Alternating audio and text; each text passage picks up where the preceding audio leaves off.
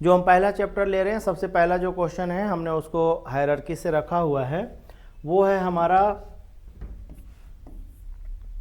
आप ऐसे लिख लें, elements of food, elements of food, है ना, भोजन के तत्व।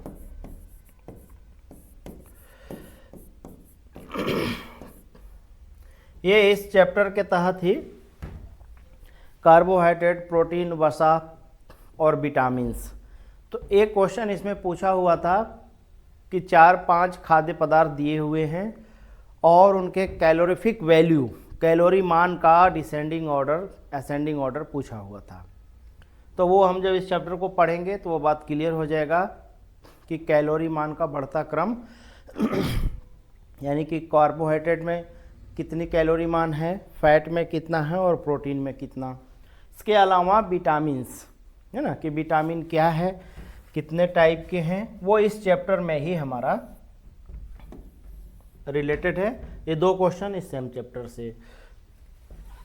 साथ में हम आज आपको जो है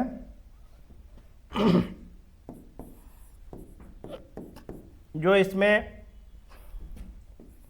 बैक्टीरिया, वायरस, फंगस,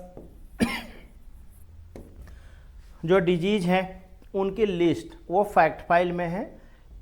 जैसे बैक्टीरिया से होने वाली 7-8 बीमारियां पूछी हुई हैं, उन्हीं में से क्वेश्चन आता है कि निम्नलिखित में से कौन सी जो डिजीज है वो बैक्टीरिया जनित है या वायरस से होता है या फंगल से होता है, या 4th टाइप है हेरिडिटी से है, यानी इसको आनुवांशिक बीमारी कहते हैं। तो उनकी लिस्ट है, वो फैक्चुअल है और हम उसकी चर्चा बाद में करेंगे। पहला हम ये डिटेल चैप्टर की चर्चा करते हैं, एलिमेंट्स ऑफ फूड देखेंगे। देखिए भोजन के तत्व, है ना, जो भोजन में हम लेते हैं, क्योंकि एनर्जी के परिभाषा है कि भाई कार्य करने की क्षमता को ऊर्जा कहते हैं। कोई कार्य अगर हमें करना है तो ऑब्वियस सी बात है कोई एनर्जी चाहिए, और शरीर को एनर्जी चाहिए तो हमारे भोजन से मिलता है। तो उन्हीं हम भोजन के एलिमेंट्स को हम अलग अलग करके देखेंगे। इसे हम कैटेगराइज कर लेते हैं। ये 2 टाइप्स के हमारे एलिमेंट्स हैं। फर्स्ट को हमने कह दिया कि ऑर्गेनिक हैं, ऑर्गेनिक इन द सेंस कार्बनिक है ना, जो कुछ भी हम खाते हैं उसको हम 2 कैटेगरी में कैटेगराइज कर रहे हैं। सेकेंड इज इनऑर्गेनिक, यानी कि अकार्बनिक है।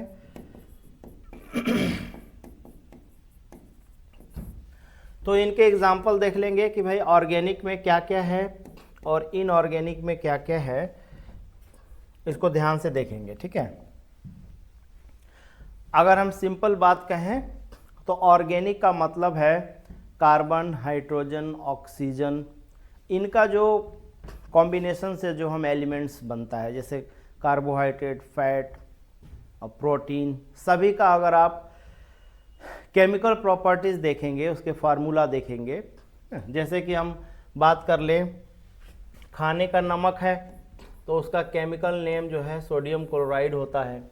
ऐसे हम केवल घरों में नमक यूज करते हैं, लेकिन हम कहें कि भाई इसका केमिकल नाम बताओ तो आप कहोगे सोडियम क्लोराइड है। उसी तरीके से कार्बोहाइड्रेट का, फैट का और प्रोटीन का हम जब केमिकल प्रॉपर्टीज देखेंगे तो हम ये देखेंगे कि CHO ना और N फॉर नाइट्रोजन, इनका ये कॉम्बिनेशन होता है। इसीलिए हमने इसको कार्बनिक की कैटेगरी में रखा, ऑर्गेनिक वाले में, और उधर वाले को हमने रखा इनऑर्गेनिक। तो जस्ट हम अब एग्जांपल देख लेते हैं कौन कौन किस में आता है, समझेंगे। देखिए यहां से शुरू करते हैं। पहला है कार्बोहाइड्रेट्स। कार्बोहाइड्रेट्स, अब कार्बोहाइड्रेट्स के सोर्स डिफरेंट डिफरेंट है, जैसे rice, wheat, potato, sweet potato, ये सारे कार्बोहाइड्रेट्स इनरिच ना हमारे फूड एलिमेंट्स हैं। आप चावल खाएं, रोटी खाएं, ये सब आपको एनर्जी प्रोड्यूस करते हैं ना, ये कार्बोहाइड्रेट्स के सोर्स हैं। इसके अलावा दूसरा है इसमें प्रोटीन, इसके अलावा फैट है। अब प्रोटीन का भी आपका पता है कि सोर्स डिफरेंट डिफरेंट प्रोटीन भी हैं, डिफरेंट डिफरेंट सोर्सेस हैं। जैसे कुछ अंडे में है, दूध में है, पनीर में है, दालों में है, ये सब प्रोटीन्स हैं। बट सबके प्रोटीन्स अलग अलग होते हैं, लेकिन सब ये प्रोटीन के सोर्स हैं। तो प्रोटीन का जब आप केमिकल फॉर्मूलेशन देखेंगे तो आप देखेंगे कि यही CHO या N इनका ही कॉम्बिनेशन है ना, नाइट्रोजन होता है इसमें। इसी तरीके से फैट वसा हो गया। अब इसमें सेचुरेटेड अनसेचुरेटेड दो होता है। सेचुरेटेड में सारे एनिमल फैट्स जैसे कि मक्खन, दूध, मक्खन, घी, है ना, ये सारे सेचुरेटेड है। अनसेचुरेटेड में प्लांट फैट मेनली, जैसे जितने प्लांट ऑयल्स हैं, सरसों का तेल, मूंगफली का तेल, ये सब अनसेचुरेटेड फैट हैं। तो ये हमने इनको ऑर्गेनिक में रखा है। साथ में और एक और है हमारा, वो है विटामिन्स। तो जो इस पे अलग से भी डिटेलिंग है। तो हमने कहा कि कार्बनिक जो हमारे फूड के एलिमेंट्स हैं, इसमें carbohydrates, protein, fats and vitamins इधर हैं। इनऑर्गेनिक में हम ले लें तो सबसे बड़ी बात है वाटर, है ना, पानी। और दूसरा इसमें जो है एग्जाम्पल एक, वो है हमारे डिफरेंट डिफरेंट मिनरल्स, है ना। मिनरल्स इन द सेंस कि बॉडी में हमें कैल्शियम चाहिए ना, हमें पोटेशियम चाहिए, मैग्नीज चाहिए ना, मैग्नीशियम चाहिए, और ये सारे सॉल्ट जो हैं ना, उसको हम मिनरल्स में काउंट कर रहे हैं, ठीक है। और सबका अलग अलग यूजेज है शरीर में।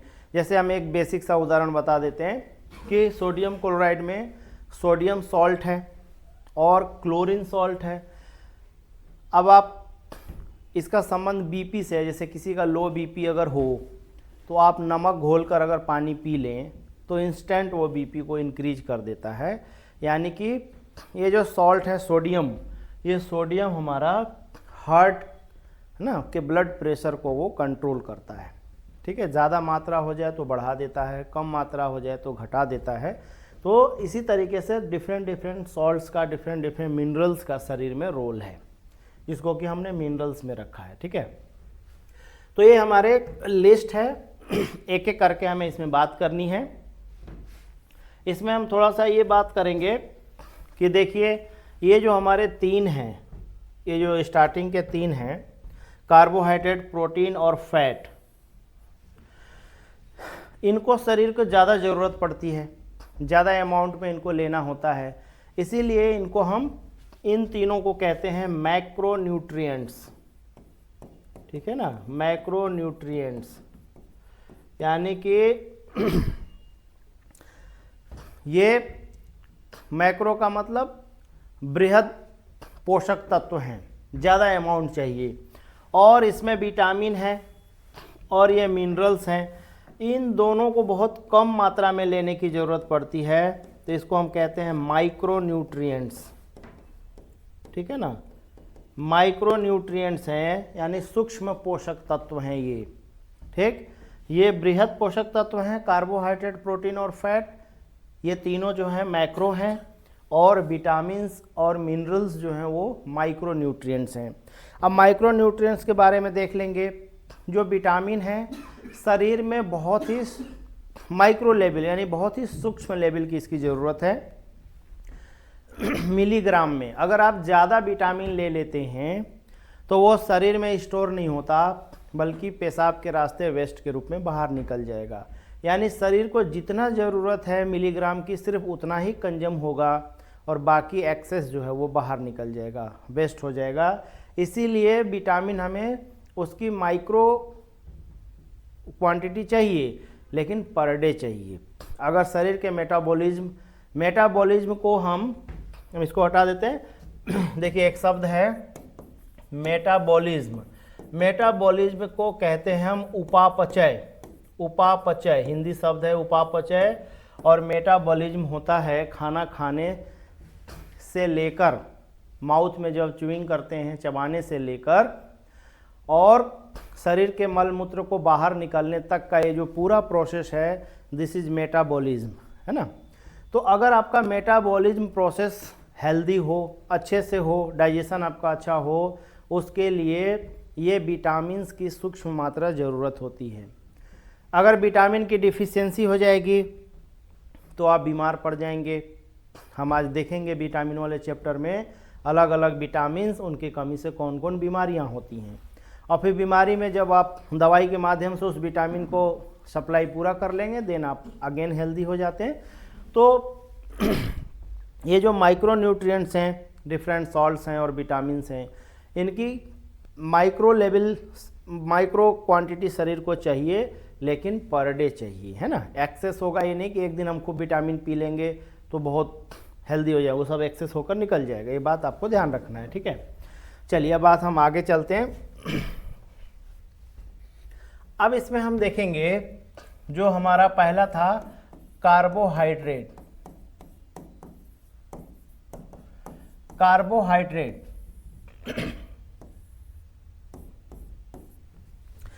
कार्बोहाइड्रेट का हम एग्जाम्पल लिख लें, बहुत अच्छे से समझ में आएगा कि हमने लिख लिया व्हीट, लिख लिया राइस, लिख लिया पोटैटो, लिख लिया, है ना।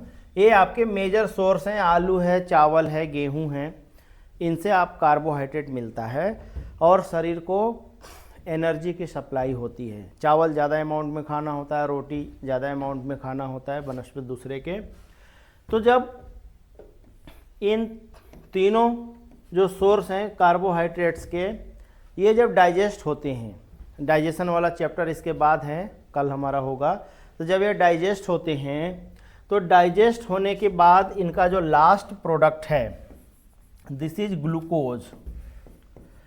तो आपको ये ध्यान रखना है कि ये लास्ट प्रोडक्ट ग्लूकोज में कन्वर्ट हो जाता है। कार्बोहाइड्रेट का हम कहेंगे कि डाइजेशन कंप्लीट हुआ कब, जब कार्बोहाइड्रेट जो है वो ग्लूकोज में कन्वर्ट हो जाए, है ना। और ग्लूकोज फिर ब्लड के माध्यम से एब्जॉर्ब हो जाता है और फिर वो एनर्जी प्रोड्यूस करता है। इसीलिए ग्लूकोज को हम इंस्टेंट एनर्जी कहते हैं, इंस्टेंट एनर्जी, ठीक है ना, तुरंत ऊर्जा मिलता है। आप याद होगा ग्लूकोन डी जो आप पीते हैं, Glucon D is actual glucose. जैसे ही आप उसको पीते हैं वो डायरेक्ट जो है वो ब्लड में एब्जॉर्ब हो जाता है और आपको इंस्टेंट एनर्जी देता है ना। तो ग्लूकोज का, कार्बोहाइड्रेट का लास्ट पाचन ग्लूकोज के रूप में, लास्ट प्रोडक्ट। इसी तरीके से हम यहाँ पर और इसके साइड में लिख लें, फैट लिख लेते हैं, वसा लिख लें। तो वसा का हमने शुरू में बताया कि there are two types of fat, saturated and unsaturated. संतृप्त वसा, असंतृप्त वसा, है ना। तो आप इसको पहले हम बता देते हैं कि सैचुरेटेड, जो सैचुरेटेड फैट है ये, इसको हम कहेंगे संतृप्त, दिखाई दे रहा है ये। और इधर है अनसैचुरेटेड, है ना, ये है असंतृप्त।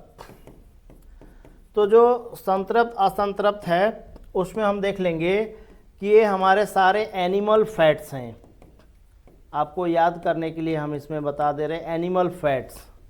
अब एनिमल फैट्स में क्या होंगे, चीज़ आता है, इसमें मक्खन आता है, इसमें आपका घी आता है, दिस इज एनिमल फैट्स। इसका पहचान भी है कि एनिमल फैट्स यानी सैचुरेटेड फैट वो होते हैं जो सर्दियों में जम जाते हैं। आपको कॉमन पहचान है, जो सर्दियों में जम जाए वो सैचुरेटेड फैट, जो न जमे असैचुरेटेड यानी कि असंतृप्त। तो इसमें सारे हमारे प्लांट फैट आते हैं। फॉर एग्जांपल ऑयल, जितने भी हमारे सरसों का तेल, मूंगफली का तेल, नारियल का तेल, है ना, तो ये प्लांट जो ऑयल हैं, इसमें एक्सेप्शन है, लेकिन मेजॉरिटी सरसों वगैरह जितने भी तिलहन हमारे प्रोडक्ट हैं वो सारे हमारे अनसेचुरेटेड में आते हैं।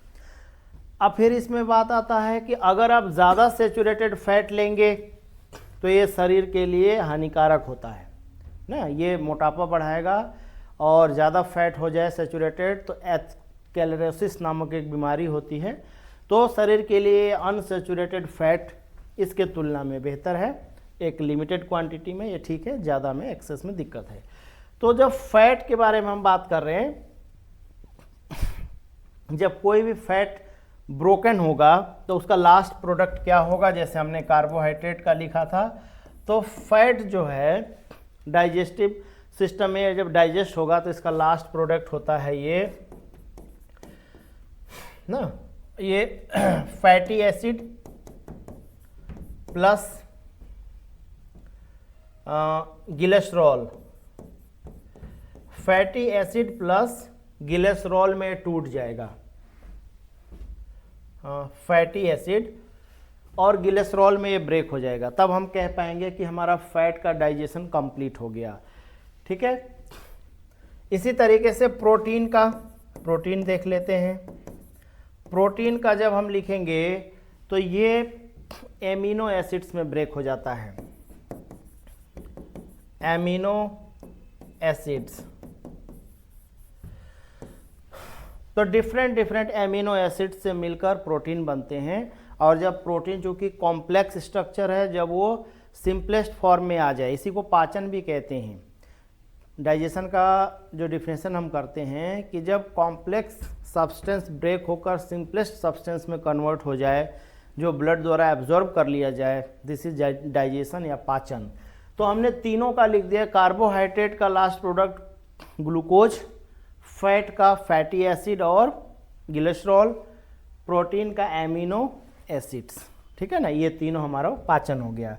अब इसमें आप देखेंगे तीनों का अलग अलग यूटिलाइजेशन, तो हम यहाँ एक साथ लिख देते हैं, ये कार्बोहाइड्रेट्स, नोट्स में सारा कुछ लिखा हुआ है, जस्ट हम समझ रहे हैं, कार्बोहाइड्रेट्स प्लस फैट हम एक साथ लिख दे रहे हैं, दोनों बिल्कुल एक जैसा है, कार्बोहाइड्रेट और फैट। अगर हम कैलोरीफिक वैल्यू की अब बात कर लें तो फैट में ज़्यादा एनर्जी है। अगर 1 ग्राम, दोनों नोट्स में सब लिखा हुआ है, हम अगर क्वांटिटी ले लें 1 ग्राम, तो 1 ग्राम कार्बोहाइड्रेट्स का अगर डाइजेशन होगा शरीर में तो ये आपको देता है 4.5 किलो कैलोरी, ये इतना एनर्जी देता है। और वहीं जो फैट अगर डाइजेशन होगा तो ये 9 किलो कैलोरी एनर्जी देता है। यानी 1 ग्राम घी हो और 1 ग्राम के बराबर जो है राइस या व्हीट का टुकड़ा हो, तो ये इतना एनर्जी फॉर्म करेगा, और ये लगभग डबल ना 9.5 तक होता है, तो 9 लिया हमने, लगभग डबल, यानी फैट में ज़्यादा एनर्जी कंज्यूम होता है। ठीक है, हम यहाँ ये दोनों को ये लिख रहे हैं कि कार्बोहाइड्रेट्स और फैट। ठीक है, तो चूँकि जो फैट है हमारा शरीर में, जिसको आप चर्बी कहते हैं सामान्य बोलचाल की भाषा में, अगर फैट है तो उसको हम कहते हैं स्टोर्ड एनर्जी, स्टोर्ड एनर्जी है। क्योंकि आपको पता है कि आप हवा के बिना कुछ मिनट जिंदा रह सकते हैं, पानी के बिना कुछ दिन जिंदा रह सकते हैं, लेकिन भोजन के बिना बहुत दिनों तक जिंदा रह सकते हैं। यानी हिस्ट्री में जतिन दास का आपका जिक्र है, 64 दिन बाद उनका जेल में जब वो हड़ताल कर रहे थे, 64 दिनों बाद उनकी डेथ हुई थी। यानी पानी पर व्यक्ति लॉन्ग समय तक सर्वाइव करता है, किसके वजह से, उसके शरीर में जो फैट है वो एनर्जी में कन्वर्ट होकर शरीर के अंगों को संचालित होने के लिए एनर्जी प्रोड्यूस करता है ना। बिल्कुल स्केलेटन में कन्वर्ट हो जाएगा लास्ट में, लेकिन वो तब तक सांसें चलती रहेंगी। वो व्यक्ति कोई ऐसा नहीं है कि कोई चल फिर दौड़ पाएगा, लेकिन सांसें चलेंगी, दैट मीन्स जिंदा रहेगा। तो वो फैट है शरीर का, अगर ज़्यादा फैट है तो वो ज़्यादा एनर्जी है, ज़्यादा लॉन्ग समय तक चलेगा, that means fat is stored energy. ठीक है, अब हम इसको दूसरे रूप में देखते हैं। तो कैलोरीफिक वैल्यू में आपने देख लिया अगर हम इसको सवाल में ढाल दें अगर इस क्वेश्चन को, तो हम इसको ऐसे कह सकते हैं कि देखो भाई, इधर जो है, इधर हमने लिख दिया घी, है ना, और इधर लिख दिया हमने राइस। अब कहेंगे कि भाई कैलोरीफिक वैल्यू के हिसाब से बताओ किस में ज़्यादा है, तो ghee is example of fat and rice is example of carbohydrates. Quantity यहाँ पर मेंशन्ड है कि कार्बोहाइड्रेट्स में 4.5 किलो कैलोरी, 9 किलो कैलोरी। इसका मतलब ऑब्वियस ही पता है कि घी में ज़्यादा कैलोरीफिक वैल्यू है, तो आप ऐसा एरो कर देंगे, यानी कि ghee is greater than rice. This is sequencing of calorific value, आपके क्वेश्चन है एपीओ के पेपर में। चलिए हम लास्ट देखते हैं, इसी पे बात कर लेंगे। हमने यहाँ पर कहा कार्बोहाइड्रेट्स, कार्बोहाइड्रेट का जब पाचन होगा तो ये बन जाएगा ग्लूकोज, लास्ट प्रोडक्ट हमारा ग्लूकोज है। अब इसमें बात आ जाती है कि मान लीजिए शरीर को जितना ग्लूकोज की ज़रूरत है ना शरीर की गतिविधियों को संचालित करने के लिए, अब इसमें आ जाएगा कि भाई मेहनती व्यक्ति को ज़्यादा चाहिए और जो चेयर सिटिंग का कार्यक्रम है, जो बैठे रहते हैं, उनको कम चाहिए। हमारे इकोनॉमिक्स में कैलोरीफिक वैल्यू को पॉवर्टी डिफाइन करने का परिभाषा बनाया गया है, हम आपको बता देते हैं। उसमें कहा गया है कि जो शहरों में लोग हैं, है ना, तो अमूमन शहरों में जो सर्विस सेक्टर में लगे हुए हैं, टीचर हैं, वकील हैं, है ना, और जो सीए हैं जो सर्विसेज देते हैं अपनी, तो उनका अमूमन है कि भाई वो बैठे रहते हैं, ठीक है। तो शहरों से ये माना गया, और ग्रामीण क्षेत्रों में ये माना गया कि भाई गाँवों में हार्ड वर्किंग है, खेती किसानी है ना, लाइव स्टॉक फार्मिंग है, एग्रीकल्चर है, सारा चीज़ें तो मेहनत का काम है। तो इसमें कहा गया कि शहरी क्षेत्रों में और ग्रामीण क्षेत्रों में ना, तो कह रहा है कि शहरी क्षेत्रों के लोगों को 2100 कैलोरी, यह डिफिनेशन दिया हुआ है, 2100 कैलोरी ऊर्जा की ज़रूरत होती है, और ग्रामीण क्षेत्रों में 2400 कैलोरी ऊर्जा चाहिए। ये हम इकोनॉमिक्स जब करेंगे तो वहाँ आएगा, क्योंकि इससे जुड़ता है, इसलिए हमने ये बात किया कि शहरी क्षेत्रों में और ग्रामीण क्षेत्रों में ये कैलोरीफिक वैल्यू पॉवर्टी का एक डिफिनेशन है। चलिए यहाँ से हटा देते हैं, आगे देखेंगे। हमने ये कहा कि जो हमारा कार्बोहाइड्रेट्स है, कार्बोहाइड्रेट्स का लास्ट प्रोडक्ट है हमारा ग्लूकोज। शरीर को जितना ग्लूकोज चाहिए वो कंज्यूम कर लेता है, लेकिन मान लीजिए शरीर को ज़रूरत है 2 रोटी की, हमने खा लिया 4 रोटी, यानी कि जब वो डाइजेशन होगा तो ज़्यादा ग्लूकोज पैदा होगा, उतनी शरीर को ज़रूरत है नहीं, फिर वो क्या करेगा, तो शरीर जो है उस एक्स्ट्रा ग्लूकोज को, है ना, हम यहाँ पर लिख दे रहे हैं, जो हमारा एक्स्ट्रा ग्लूकोज है इसको कन्वर्ट कर देता है ग्लाइकोजन में, ग्लाइकोजन में कन्वर्ट करके और ले जाके लीवर में स्टोर कर देता है। यहाँ पर हम लिख देते हैं लीवर, आपका जो लीवर में है, लीवर में स्टोर्ड हो जाएगा। अब आपको भूख लग रही है, शरीर को एनर्जी की ज़रूरत पड़ी, भूख लगा, अगर आप खाना नहीं खाते हैं तो ये जो ग्लाइकोजन जो है लीवर में स्टोर्ड है, अगेन ये कन्वर्ट हो जाएगा ग्लूकोज में, है ना, और ग्लूकोज में कन्वर्ट होकर आपको शरीर को एनर्जी दे देगा, ठीक है। तो ये प्रोसेस है। अब यहीं पर डायबिटीज़ का जो बीमारी है उसको देख लेंगे, ये डाइजेशन वाले चैप्टर में हम करेंगे, फिर भी हम यहाँ पर बात कर लेते हैं, बहुत ही इंटरेस्टिंग है, देखेंगे।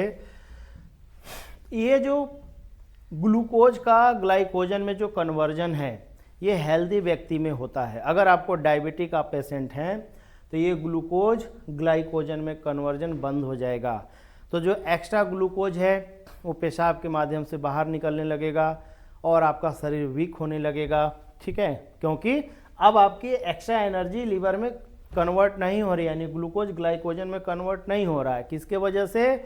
वो हार्मोन है, नाम है इंसुलिन, ठीक है। तो आप देख लेंगे कि हमारे शरीर में एक जो ग्लैंड है, नाम है पैंक्रियाज, ठीक है ना, पैंक्रियाज। अग्नाशय कहते हैं हिंदी में। पैंक्रियाज से 2 हार्मोन का सेक्रेशन होता है, वो अगले चैप्टर में हम डिटेल पढ़ेंगे।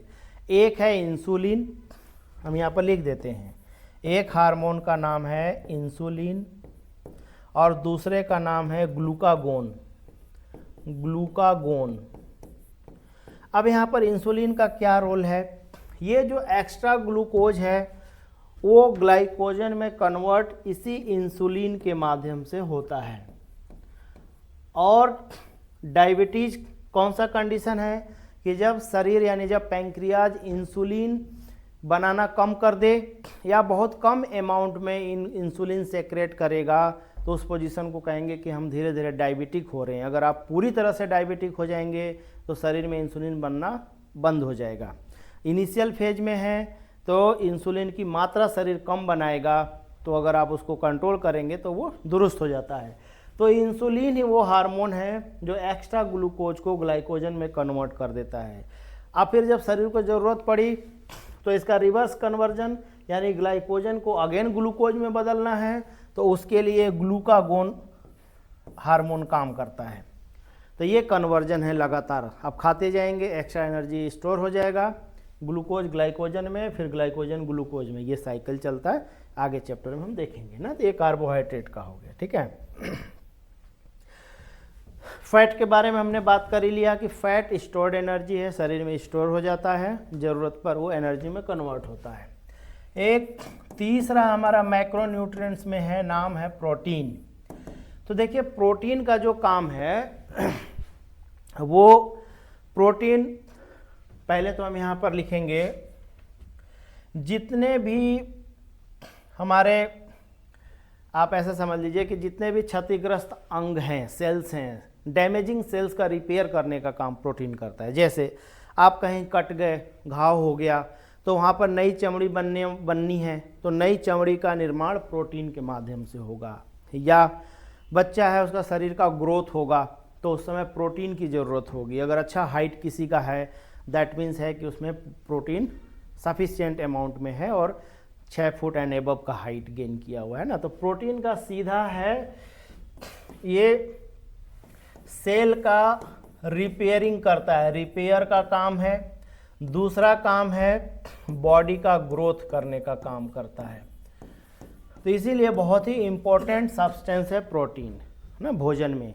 तो हमने बेसिक तीनों का देख लिया, कार्बोहाइड्रेट, प्रोटीन। अब यहीं पर लगे हाथ हम विटामिन की बात कर लेते हैं। तो आप देख लीजिए विटामिन्स, पहले ही हमने कह दिया कि ये माइक्रोन्यूट्रिएंट्स हैं यानी सूक्ष्म पोषक है। शरीर को इनको बहुत कम मात्रा की ज़रूरत होती है, ज़्यादा होगा तो ये शरीर से बाहर वेस्ट के रूप में निकल जाते हैं। तो देखिए विटामिन्स कई टाइप्स के हैं, लेकिन उनको हम 2 कैटेगरी में रखते हैं। नोट्स में सारा है, विटामिन के 2 टाइप्स हैं, हम ये दोनों रख लेते हैं। शरीर में जो विटामिन है उसके लिए विटामिन घुलना होगा, विटामिन घुलेगा तभी ब्लड में एब्जॉर्ब होगा। तो सॉल्युबिलिटी के हिसाब से there are 2 types of vitamins. First, ऐसे विटामिन्स जो फैट में डिजोल्व होते हैं। सेकंड, ऐसे विटामिन्स जो वाटर में डिजोल्व होते हैं। तो हम यहाँ पर लिखेंगे fat soluble vitamins, and second is water soluble vitamins. तो इसको याद रखना बहुत आसान है। जो हमारा फैट सॉल्युबल विटामिन है, ठीक है, और वाटर सॉल्युबल, केवल देखिए 2 विटामिन है। एक है बी कॉम्प्लेक्स। बी कॉम्प्लेक्स क्यों कह रहे हैं? क्योंकि विटामिन का ना नंबर ऑफ विटामिन्स का ये सेट है, B1, B2, B3, B4, B5, that's B12 तक है, तो इसलिए बी कॉम्प्लेक्स हमने कह दिया। और सेकेंड इज विटामिन सी। तो विटामिन बी और सी जो है ये वाटर सॉल्यूबल है। इसके अलावा रेस्ट जितना कुछ भी है सारा फैट सॉल्यूबल है। तो यहाँ पर याद करना बहुत आसान हो जाएगा। फैट सॉल्यूबल देख लीजिए, जैसे कि विटामिन ए BC तो यहाँ पर हो गया D E K, ठीक है। तो ये सारे विटामिन हमारे फैट सोल्यूबल है। अब हम 1 बाय 1 करके नोट्स पर आते हैं और इन चीज़ों को देखते समझते हुए चलते हैं। ओपन कर दीजिए नोट्स को।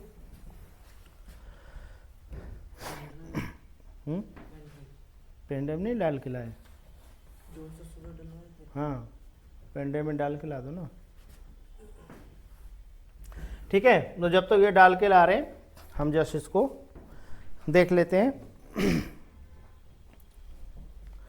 इसमें देखने से पहले विटामिन वाले का एक बात और बात कर लें कि विटामिन से सिर्फ 2 ही तरह के सवाल आते हैं। एक तो विटामिन और उसके साइंटिफिक नेम, और ये आपको याद करना होगा, इसका और दूसरा कुछ नहीं है ना। जैसे देख लो आप, हमें कैसा लिस्ट में अब सारा आएगा।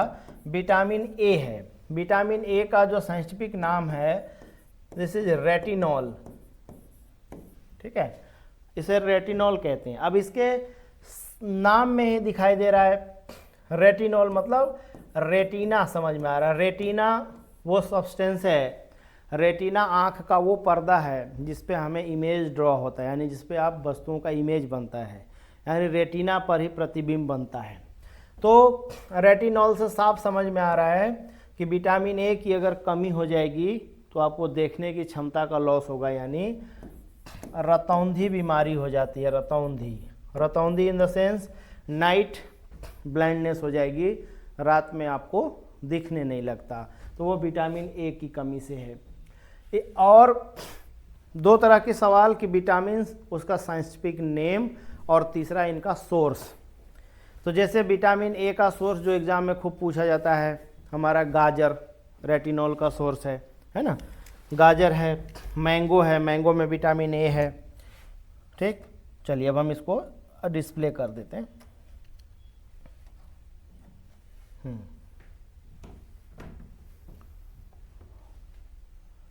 किसमें है? 19।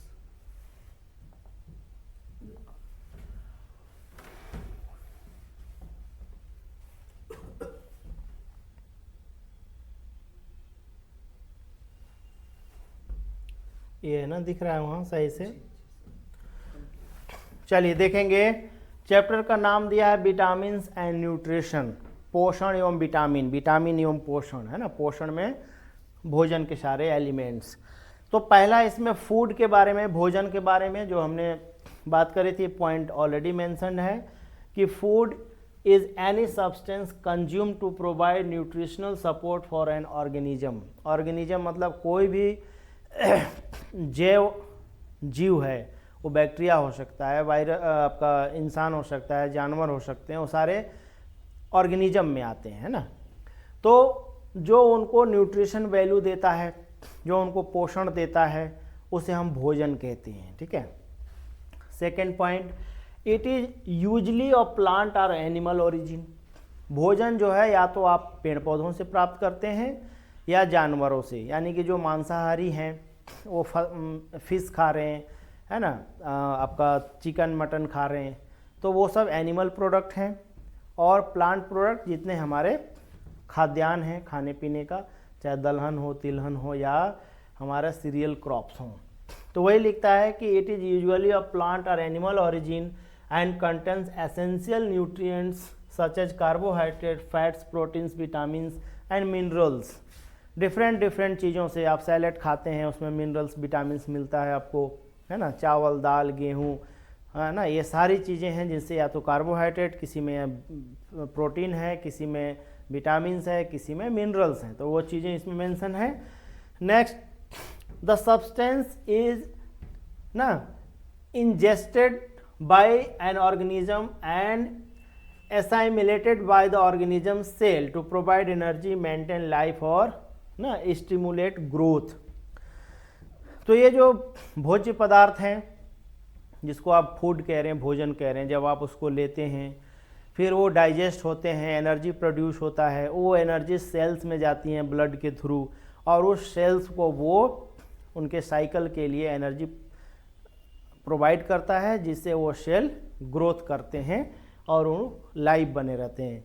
यानी जहाँ ब्लड की सप्लाई बंद हो जाए वो ऑर्गन हमारा काम करना बंद कर देता है, दैट मीन्स उस सेल तक न्यूट्रिएंट्स नहीं जा रहा है। बस ये बेसिक सी बात है, वो मेंशन किया गया है। कंपोनेंट्स ऑफ फूड, भोजन के क्या क्या तत्व हैं, तो major components of our foods are so and so, carbohydrate, fats, proteins, minerals, nucleic acids, vitamins and water. ठीक है, तो जो हमने स्टार्टिंग में देखा था वो नाम यहाँ पर मेंशन है। थोड़ा थोड़ा इनके बारे में, कार्बोहाइड्रेट्स के बारे में, तो कार्बोहाइड्रेट्स ये 3 कार्बन, हाइड्रोजन और ऑक्सीजन 3 के कॉम्बिनेशन से बनते हैं। जैसे ये फार्मूला है, ऐसा फार्मूले वगैरह पे नहीं जाना है, जस्ट हम आपको एक एग्जांपल बता देते हैं, वो आप देख लीजिए। जैसे कि हमने कहा आपसे शुगर है ना, चीनी कहा, तो चीनी का फार्मूला जो है, ऐसे तो हम शुगर चीनी देख पा रहे हैं, चीनी में आपको पता है कि ग्लूकोज होता है, चीनी जब ब्रेक होगा तो ग्लूकोज देगा, दैट मीन्स कार्बोहाइड्रेट का सोर्स है। तो चीनी का होता है C6H12O6, ये चीनी का फार्मूला है। तो आप इस फार्मूले से देख लो, CX यानी C6H12 और O6, 6 ऑक्सीजन, 12 हाइड्रोजन और 6 कार्बन, दिस इज कार्बोहाइड्रेट्स। ठीक है ना, तो ऐसे आपको याद नहीं रखना, जस्ट हमने एक उदाहरण दे दिया शुगर का, चीनी का। अगर लिखना चाहेंगे तो आप ध्यान रख लेंगे, ये चीनी का रासायनिक नाम है। कभी यही आ जाए कि भाई चीनी का रासायनिक नाम बताओ, नमक का रासायनिक नाम NaCl है, उसी तरीके से। तो यहाँ पर भी वही कह रहा है, पहला point. Second, carbohydrates are the main components of food and source of immediate energy to the body. तुरंत शरीर को अगर ऊर्जा चाहिए, फटाफट चावल रोटी खा लीजिए, आपको 15 से 20 मिनट में एनर्जी प्रोड्यूस होने लगेगा। क्योंकि डाइजेशन वाले चैप्टर में हम बात करेंगे, कार्बोहाइड्रेट्स का जो डाइजेशन है वो माउथ से स्टार्ट हो जाता है, और इसकी पहचान है, आप मुंह में रोटी रख के बहुत देर तक चबाते रहें, तो जैसे वो सलाइवा से मिक्स होता जाता है तो उसका ग्लूकोज रिमूव होने लगता है, वो आपको मिठास पैदा कर देगा। तो ये बताता है कि ग्लूकोज का पाचन माउथ से स्टार्ट हो जाता है। क्वेश्चन भी हम देखेंगे। तो ये कह रहा है कि बॉडी को इंस्टेंट एनर्जी देता है कार्बोहाइड्रेट्स। अप्रॉक्सीमेटली 55 to 75%, जो शरीर को 55 से 75% एनर्जी अगर मिलती है तो वो मिलती है कार्बोहाइड्रेट से। तो इसलिए मैक्रो न्यूट्रिएंट्स का पार्ट है ये। It is stored in the liver and skeleton muscles, जिसको हम बोन मैरो कहते हैं, स्केलेटन मसल्स में और लीवर में स्टोर होता है in the form of glycogen. जो हमने इंसुलिन वाला उदाहरण देके बताया था कि ग्लूकोज जो है वो ग्लाइकोजन के रूप में स्टोर्ड होता है लीवर में। तो यही चीज़ें यहाँ पर लिखा है। 1 gram of glucose gives 4.5 kilo calorie. जो हमने लिखा था कि 1 ग्राम अगर ग्लूकोज का डाइजेशन होता है तो आपको इतना एनर्जी देता है। लैक्टोज ये है दूध में जो कार्बोहाइड्रेट पाया जाता है उसे कहते हैं लैक्टोज। दूध में जो मिठास है वो लैक्टोज की वजह से है। तो कह रहा है is a natural sugar, it is milk sugar, it is responsible for the mildew sweet taste of milk. Milk कोई बहुत मीठा नहीं है, आप मिल्क को ज़्यादा पका दें, गाढ़ा कर दें तो हल्का हल्का मिठास आ जाता है, वो आता है लैक्टोज की वजह से, है ना। तो आप इसको देख सकते हैं, जो नाम है लैक्टोज, बच्चों को पिलाने वाले जो पाउडर वाला दूध आता है उसके ऊपर लैक्टोज लिखा रहता है ना। तो वो उसको आप खाएंगे, उसका ड्राई पाउडर तो मिठास लगता है, तो this is milk sugar, lactose. अब फैट पर देख लें। Fats are the compounds of carbon, hydrogen and oxygen. जैसे ऊपर कार्बोहाइड्रेट कार्बन, हाइड्रोजन और ऑक्सीजन का कॉम्बिनेशन था, उसी तरीके के फैट में भी यही कॉम्बिनेशन है। Fats are the source of stored energy. हमने कहा था कि फैट क्या है, वो संचित ऊर्जा है। तुरंत आप फैट खा लेंगे तो एनर्जी नहीं मिलेगा, वो स्टोर हो जाता है। स्टोर होने के बाद ज़रूरत के हिसाब से वो एनर्जी प्रोड्यूस करता है। Fats are broken down in the healthy body to release their constituents, यानी कि ग्लिसरॉल एंड फैटी एसिड। यानी फैट्स जब ब्रेक होगा तो लास्ट प्रोडक्ट ग्लिसरॉल और फैटी एसिड प्रोड्यूस करता है। Glycerol itself can be converted to glucose by the liver and so become a source of energy। यानी कि जो फैट जो है लीवर फैट को ग्लूकोज में कन्वर्ट करता है, फिर वो आपको एनर्जी देता है। अब यहाँ लिखता है कि अगर 1 ग्राम फैट का डाइजेशन होगा तो आपको 9 to 9.3 किलो कैलोरी, जो कि कार्बोहाइड्रेट का जस्ट 2 टाइम्स है, आपको एनर्जी प्रोड्यूस करेगा। नेक्स्ट, प्रोटीन के बारे में देख लेते हैं। Proteins are the essential nutrients for the human body. तो मानव शरीर के लिए प्रोटीन बहुत ही आवश्यक पोषक तत्व हैं, एसेंशियल न्यूट्रिएंट्स हैं। कैसे? They are one of the building blocks of the body. शरीर का निर्माण में जो टिश्यू हैं, क्योंकि सेल से मिलकर टिश्यू बनता है, और टिश्यू बनाने के लिए, और टिश्यू मिलकर ऑर्गन बनाते हैं, तो उसके लिए प्रोटीन चाहिए। सारा कुछ शरीर में मेंटेनेंस से लेकर नया सेल बनने का सारा प्रोसेस प्रोटीन के थ्रू होता है। Tissue and can also serve as a fuel source. Cell के लिए फ्यूल सोर्स है, सेल डेवलपमेंट के लिए। As a fuel, protein provide 4.0 kilo calorie energy per gram. तो अगर हम प्रोटीन, कार्बोहाइड्रेट्स और फैट के कैलोरीफिक वैल्यू को डिसेंडिंग ऑर्डर में लगाए तो आप देख पा रहे हैं कि नंबर 1 पर फैट आएगा, क्योंकि 9 या 9.3 किलो कैलोरी देता है ऊर्जा। दूसरे नंबर पर कार्बोहाइड्रेट आएगा, क्योंकि वो 4.5 देता है। और थर्ड पर आएगा प्रोटीन, जो कि ओनली 4 किलो कैलोरी देता है। There are 8 essential amino acids and 12 non essentials. देखिए, हमारे शरीर में कुल 20 प्रकार के प्रोटीन की ज़रूरत होती है। तो हमारा जो शरीर है वो एसेंशियल, हमने ये लिखा है, एसेंशियल का मतलब जिसको हमें बाहर से लेना पड़ता है, और जो शरीर खुद बना लेता है शरीर के अंदर ही, उसे हम नॉन एसेंशियल्स कह रहे हैं। ठीक है ना? कहीं 8 कहीं 10 का फिगर है, हमने इसको करेक्ट करके इसको 8 और इसको 12 कर दिया है। 20 चाहिए, 8 इधर 12, तो एसेंशियल्स में हमने 8 रखे हैं। यानी कि ऐसे प्रोटीन्स जिनको हमें बाहर से लेने की ज़रूरत पड़ती है, उनकी संख्या है 8, और जो शरीर के अंदर ही सिंथेसिस हो जाते हैं, बन जाते हैं, उनकी संख्या है 12। यानी टोटल 20 प्रोटीन की ज़रूरत होती है। एनसीईआरटी में 22 है, बट 20 ही मानते हैं। अब विटामिन्स देख लेते हैं। यहाँ लिखता है कि विटामिन और कुछ नहीं, एक ऑर्गेनिक कंपाउंड्स हैं ना, कार्बनिक चीज़ों से बना हुआ ऑर्गेनिक कंपाउंड्स हैं विटामिन। और most of the vitamins can not be synthesis in our body, but plants can synthesis almost of them, so they are considered as essential food factors.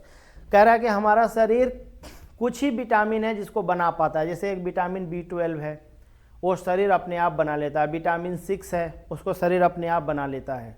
बाकी मैक्सिमम मेजॉरिटी ऑफ विटामिन जो हमको बाहर से लेना पड़ता है, वो पेड़ पौधे बना लेते हैं। जैसे हमने कहा कि भाई गाजर आप खा लीजिए, विटामिन A की सप्लाई हो जाएगी। विटामिन C का सबसे बड़ा सोर्स है आंवला।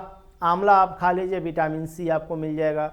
जितने सिट्रस फ्रूट्स हैं, खट्टे फल, नींबू से लेकर मौसमी, संतरे, ऑरेंज से, सभी में विटामिन C होता है। तो वो प्लांट सिंथेसिस है, वो हम उनको खाते हैं तो हमारे शरीर में आ जाते हैं। पॉइंट मेंशन है। Vitamins are classified into 2 groups depending upon their solubility in water और फैट।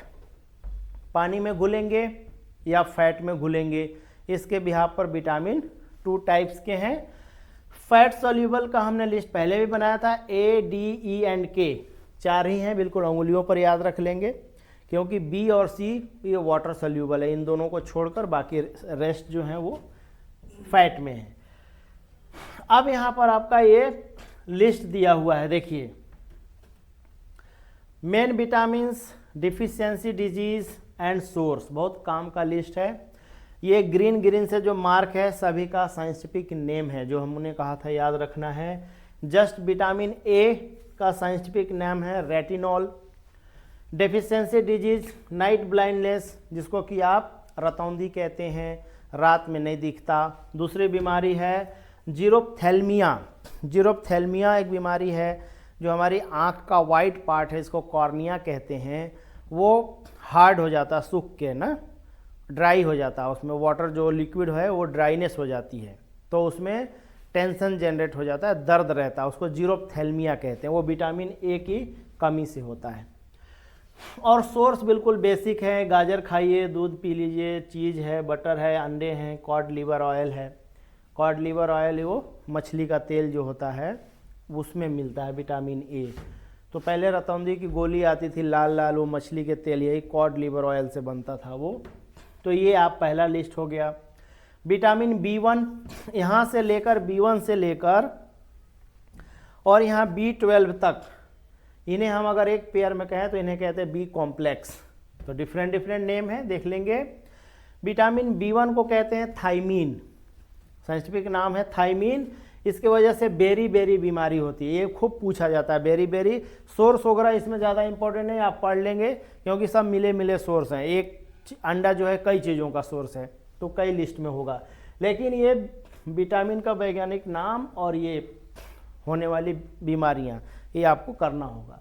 तो विटामिन B1 से हो जाती है बेरी बेरी। बेरी बेरी जो बीमारी है उसमें हमारा मेटाबॉलिज्म डिस्टर्ब हो जाता है और हमारे जो हार्ट की मसल्स है वो कंट्रैक्ट होने लगती है विटामिन B1 की कमी से। विटामिन B2 है राइबोफ्लेविन। राइबोफ्लेविन में देख रहे हैं चिलोसिस, डर्मेटोसिस और डाइजेस्टिव डिसऑर्डर। चिलोसिस होता है कि ये जो होठ फट जाते हैं या यहाँ मुंह का जो कॉर्नर है वो फट जाता है, इसको बोलते हैं किलोसिस।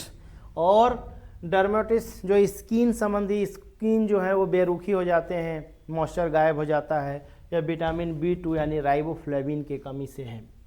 और डाइजेस्टिव डिसऑर्डर दिया ही है। विटामिन B3 इसको हम नियासिन कहते हैं, और नाम है पेलाग्रा बीमारी हो जाता है। पेलाग्रा क्या है? हिंदी में चर्मदाह कहते हैं, यानी कि चमड़ी पर स्पॉट्स बन जाते हैं या जीभ पर स्पॉट, इसको कि मुंह आना बोलते हैं आप, जीभ पे स्पॉट्स बन जाए, दाने बन जाते हैं। तो जब दाने हो तो आप बीकासिल का कैप्सूल खाते हैं। बीकासिल और कुछ नहीं है, बी कॉम्प्लेक्स का टैबलेट है जिसमें यही B1 B2 B3 that's B12 तक का कॉम्बिनेशन होता है। तो फिर आपके मुंह के दाने ठीक होते हैं। तो this is vitamin B3, specially niacin और पेलाग्रा बीमारी। विटामिन B5 को हम कहते हैं पैंटोथेनिक एसिड। पैंटोथेनिक एसिड, और यहाँ पर लिखा हुआ है पैरेस्थेसिया ना, पैरेस्थेसिया। ये इस बीमारी में भी, ये भी जो बीमारी हमारी है वो सेंसेशन, इसमें नीचे भी लिखा हुआ है देखिए, बर्निंग सेंसेशन, यानी कि नर्वस सिस्टम पर सेंसेशन, जैसे कि झंझनाहट आने लगता है। अगर मेनली हम इस शब्द का मतलब कहें, पैरेस्थेसिया का मतलब होता है झंझनाहट होना हाथ पैरों में। ये विटामिन B5 की कमी से होता है, जब ऐसा झंझनाहट फील हो, है ना। Vitamin B6 is pyridoxine. Pyridoxine में एनीमिया, एनीमिया मतलब खून की कमी हो जाती है। B6 में खून कमी हो, जिस बीमारी को एनीमिया कहते हैं। विटामिन B7 मेन है इसका, देखिए विटामिन H, इसको हम बायोटिन कहते हैं। सबसे important fall of hair, hair loss हो जाता है विटामिन H की कमी से, जिसको हम बायोटिन कहते हैं। इसके बाद vitamin B9, this is folic acid, बहुत इंपॉर्टेंट। और एनीमिया अगेन, B6, B9 और B12 तीनों की वजह से एनीमिया होता है, खून की कमी हो जाती है। विटामिन B12 नाम एज, ऐसे साइनोकोबालामिन कहते हैं, यहाँ पर जस्ट केवल कोबालामिन लिखा है, यानी इसमें कोबाल्ट, कोबाल्ट एक मेटल है, एक धातु है, कोबाल्ट इसमें सूक्ष्म मात्रा में होगा। आप ध्यान करेंगे कि जब कोरोना हुआ था तो सभी लोग जिंक की टैबलेट खाते थे, जिंकोवाइट। जिंकोवाइट, जिंकोवाइट क्या हुआ? जिंक, जिंक का सिंबल होता है Zn, जिंक जिसको आप तांबे का लोटे में पानी वगैरह पीना कहते हैं, दिस इज जिंक। वो शरीर में जाता है, वो जिंक जो है वो आपके एनर्जी फॉर्मुलेशन के लिए मेटल है, सब्सटेंस है। तो वही कोबाल्ट भी एक धातु है जो विटामिन B12 का एक बेस है ना, नाम ही पड़ गया साइनोकोबालामिन इसी से। ये अगेन देखिए पर्निशियस एनीमिया, एनीमिया का एडवांस लेवल, यानी B6, B9 और B12, अगर ये तीनों एक साथ कमी हो जाएं तो ये बिल्कुल एनीमिया जनरेट कर देगा, जिसमें ब्लड बनना शरीर में बंद हो जाएगा। और विटामिन C बहुत ही कॉमन नेम, एस्कॉर्बिक एसिड। होने वाली बीमारी स्कर्वी, स्कर्वी बीमारी में होता क्या है, घाव जल्दी नहीं भरते, ठीक है ना। तो इसलिए विटामिन C से आपका प्रतिरक्षा मजबूत होता है ना, इम्यून सिस्टम मजबूत होता है। तो खट्टे फल खाते रहने चाहिए, इम्यूनिटी मजबूत होता है। This is all about scurvy. And मसूड़ों में से खून आने लगते हैं, स्कर्वी बीमारी में भी मसूड़ों में से खून आने लगते हैं, तो वो भी स्कर्वी में, ब्लीडिंग गम्स। और विटामिन डी नाम है कैल्सीफेरॉल, और कैल्शियम से बना हुआ है, याद रखना आसान है। कैल्सीफेरॉल हड्डियों के लिए बहुत ज़रूरी है, और इसका मेन सोर्स होता है, यहाँ पर देख लीजिए, सनलाइट। इसलिए 10-15 मिनट धूप में बैठना है। सन से भी डायरेक्ट हमारे शरीर, स्किन जो है, स्किन के नीचे एक फैट की लेयर होती है, वो सनलाइट को कन्वर्ट कर देता है विटामिन डी में। या कमी हो जाए तो विटामिन डी का कैप्सूल भी आता है, या सैसे देता है डॉक्टर, उसको दूध में डाल के पिएंगे वीक में एक बार, तो वो विटामिन डी की सप्लाई। उससे क्या होगा, हड्डियां कमज़ोर हो जाती हैं, हाथ पैर में दर्द रहता है। मेंशन है बच्चों में रिकेट्स नामक बीमारी होती है, हड्डियां टेढ़ी हो जाती है पैरों की, और बड़ों में ऑस्टियोमैलेशिया होता है, सेम काम है, हड्डियां बेंड हो जाती हैं। तो दोनों बीमारियां, रिकेट्स एंड ऑस्टियोमैलेशिया, रिकेट्स बच्चों में होता है, ऑस्टियोमैलेशिया बड़ों में, वयस्कों में होता है। विटामिन ई इज टोकोफेरॉल, बहुत ही इंपॉर्टेंट है। स्टेरिटी होती है, यानी बांझपन हो जाता है, यानी हमारा फर्टिलिटी पावर जो है जीरो हो जाता है, चाहे स्त्रियों में हो या पुरुषों में, लोग बांझ हो जाते हैं, यानी उनमें संतान उत्पत्ति की क्षमता खत्म हो जाती है। ये विटामिन है vitamin E. Sterility and weakening of reproductive organs and muscles, तो ये पॉइंट है। And vitamin K, naphthoquinone increased blood clotting time. Vitamin K बहुत ज़रूरी है। अगर विटामिन के की शरीर में कमी है और आप कहीं कट गए तो ब्लड बहना जल्दी बंद नहीं होगा। इसी से बीमारी है, जो बीमारी का लिस्ट है वो एक जेनेटिक बीमारी है, नाम है हीमोफीलिया। हीमोफीलिया एक आनुवांशिक रोग है। हीमोफीलिया यही चीज़ है कि जिस भी व्यक्ति को अगर हीमोफीलिया है, उस व्यक्ति का डेथ निश्चित है। अगर उसका एक्सीडेंट हो जाए तो उसका ब्लड रुक ही नहीं सकता, और ज़्यादा एक्सेसिव ब्लीडिंग होने की वजह से वो फिर बच नहीं पाता।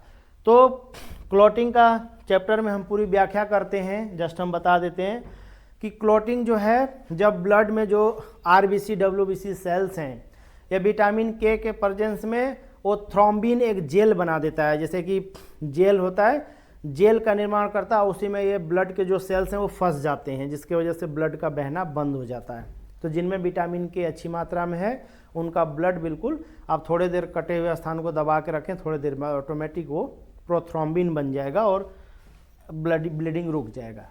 तो ये हमारा पूरा चैप्टर, आप इसको अच्छे से एक बार देखें, ठीक है। अब एक वो डिजीज वाला चैप्टर कहाँ है, वो है इसमें बीमारी जो, हाँ हिंदी इंग्लिश वाला वो कहाँ है, चलिए ठीक है। तो वो जो है डिजीज का लिस्ट है, एक बैक्टीरिया, वायरस, फंगल और ये जेनेटिक, उसकी लिस्ट भी आज हम शेयर कर देंगे इसके साथ। आपको जस्ट केवल उसको रिवाइज कर लेना है। जैसे कि हमको HIV बीमारी है, HIV वायरस से होता है। जो हमारा सामान्य जुकाम है वो आपका वायरस से होता है, ठीक है। या किसी को दाद खाज खुजली की बीमारी है, वो दिस इज फंगल जो हमारा डिजीज है। तो इस तरह से डिजीज का लिस्ट है। किसी को ट्यूबरकुलोसिस है ना, वो बैक्टीरिया से होता है। तो ऐसे बीमारियों का लिस्ट है, इसके साथ आप उसको रिवीजन कर लेंगे, हम अभी जस्ट आपको दे देंगे, ठीक है।